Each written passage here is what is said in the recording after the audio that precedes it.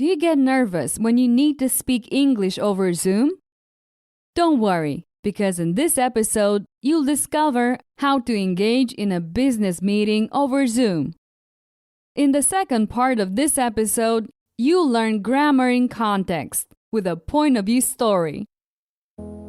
Hi, thanks for joining me for another episode. I'm Georgiana, and my mission is to help you improve your English fluency. If you want to support me, it's very simple. Share the podcast with your friends and family. That would mean a lot. Thanks. Before we start, get the transcript on my website, speakenglishpodcast.com. Okay, let's start. I'm not sure if you're good with technology, but as you know, over the past few years, many companies have adopted Zoom for work purposes. Therefore, you're probably already familiar with this app. And you may have noticed that whenever we connect to Zoom, technical problems tend to arise. Sometimes it's you, and other times, a team member. However, today, let's focus on some useful phrases that can make your work-related Zoom conversations more effective. To help you feel more confident and prepared, I have put together an example conversation on Zoom. There are 4 participants in the conversation: John, Mary, Sarah, and Mark. Good morning, everyone. Can you hear and see me okay? Yes, John. We can hear and see you clearly. Great. Then let's get started. So the first point on our agenda is the new marketing campaign. Sarah, would you like to start? Sure, John. I want to add something before we begin, though. We should also discuss our target audience and their preferences. That's a good point, Sarah. Let's add that to our discussion. Sorry, Sarah, I didn't catch that. Could you repeat what you just said? Of course, Mary. I mentioned that we should also discuss our target audience and their preferences. Thanks, Sarah. All right, let's move on to the next point. Mark, please update us on the sales figures. Sure, John. Our sales figures have been improving steadily, but we need to focus on our marketing strategies to reach our targets. That's clear, Mark. Thanks for the update. Let's discuss the next point on our agenda. Mary, please summarize the progress on the new project. Sure, John. To sum up, we have completed the initial design phase and are now moving on to the development stage. Great work, Mary. Does anyone have any questions or comments before we wrap up? Okay, I'll see you the next week then. Bye-bye. Thank you, John. See you next week. See you soon. Bye-bye. Great. I hope you found this example helpful. If you are reading the transcript, you will notice that I have highlighted some expressions I believe can be useful.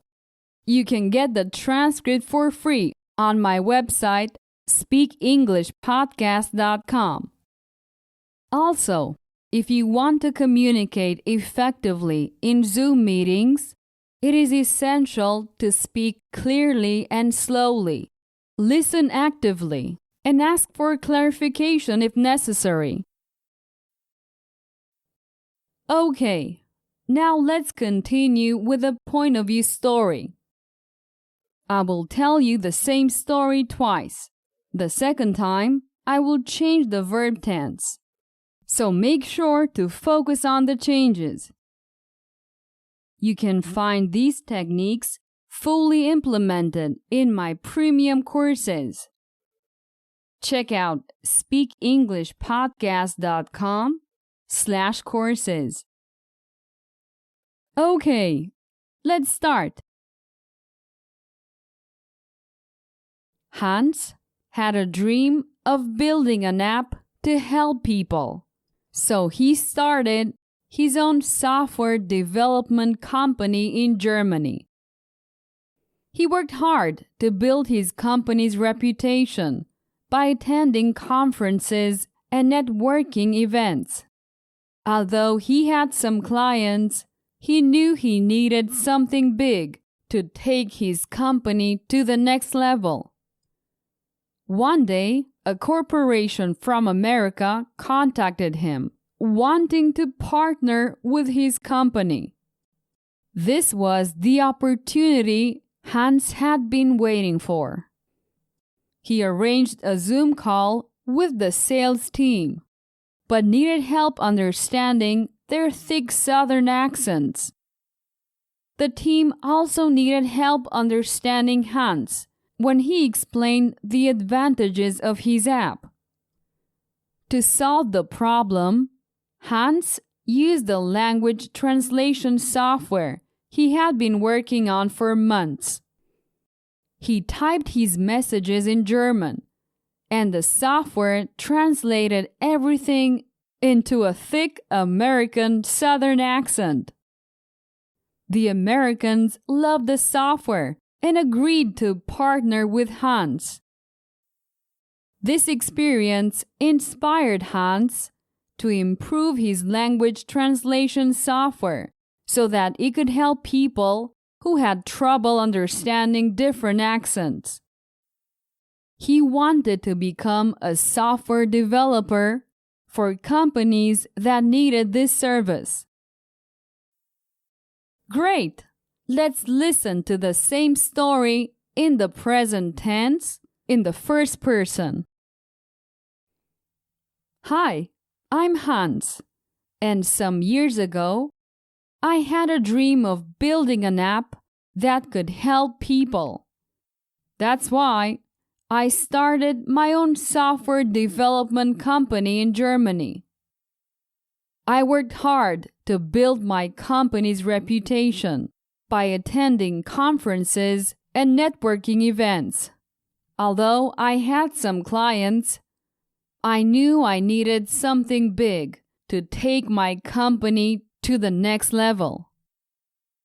One day, a corporation from America contacted me, wanting to partner with my company.